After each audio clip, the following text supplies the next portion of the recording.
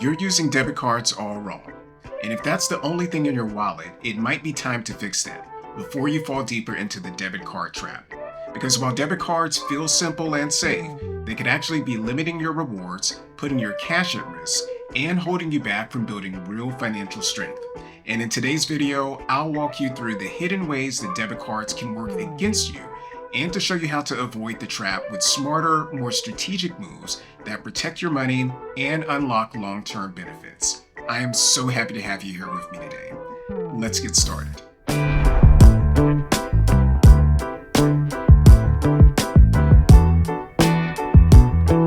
Many people think debit cards are the safe option. You're not borrowing money, you're avoiding debt, and it feels like you're staying responsible. And there's definitely truth in that. But this mindset overlooks something huge. In today's financial world, the rules have changed. The smart move isn't just avoiding debt, it's maximizing protection, rewards, and long-term opportunity. And that's where debit cards fall short, especially compared to a well-managed credit card. Because while debit seems like the safe bet, it often leaves you more exposed and missing out in three major ways. Number one, less fraud protection. Number two, no credit building. And three, minimal or zero rewards. And we're going to break down each one of these right now.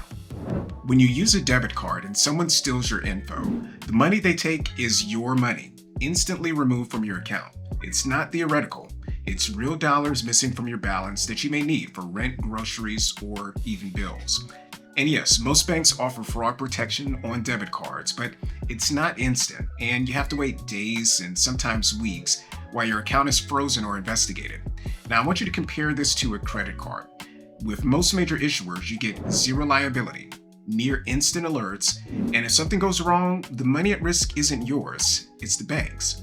Now, if you've ever had your debit card compromised while traveling or between paychecks, you know exactly how stressful that can be. Now, here's where the hidden cost really adds up: lost rewards. Let's say you spend $2,000 a month on things like groceries, gas, dining, and subscriptions.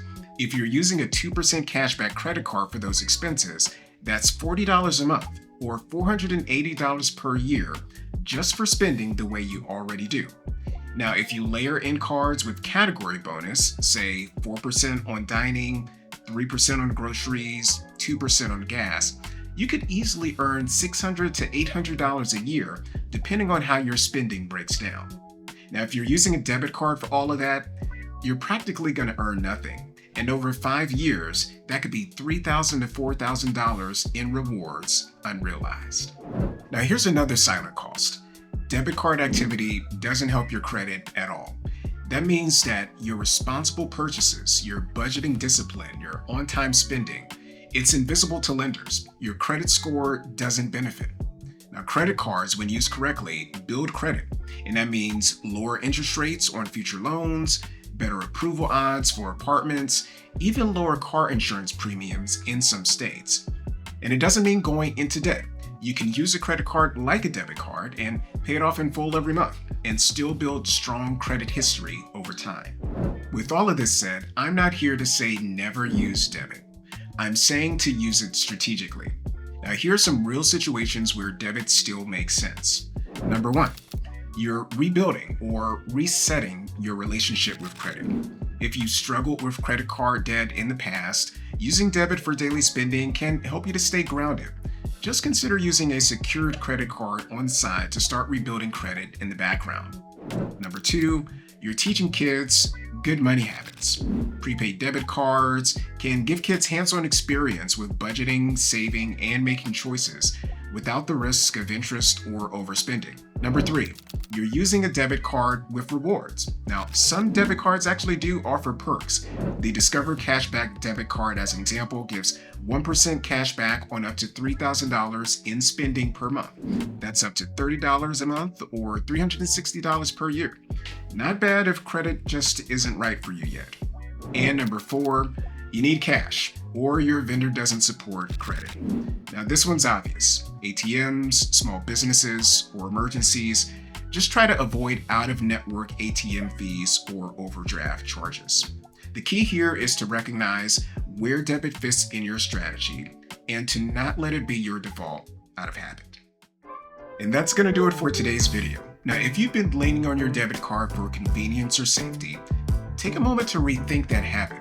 There's a smarter, more strategic way to spend that protects your cash, earns your rewards, and helps you to build credit along the way. Now, if you found this video helpful, be sure to like the video, subscribe to the channel, and click that notification bell so that you don't miss out on the next one. And why don't you share this video with someone who might find it beneficial, and drop a comment below to let me know how you're thinking about your debit card strategy now. I want to thank you so much for watching, and as always, I want to encourage you to dream big, to live well, and to do great things. And I look forward to seeing you in the next video.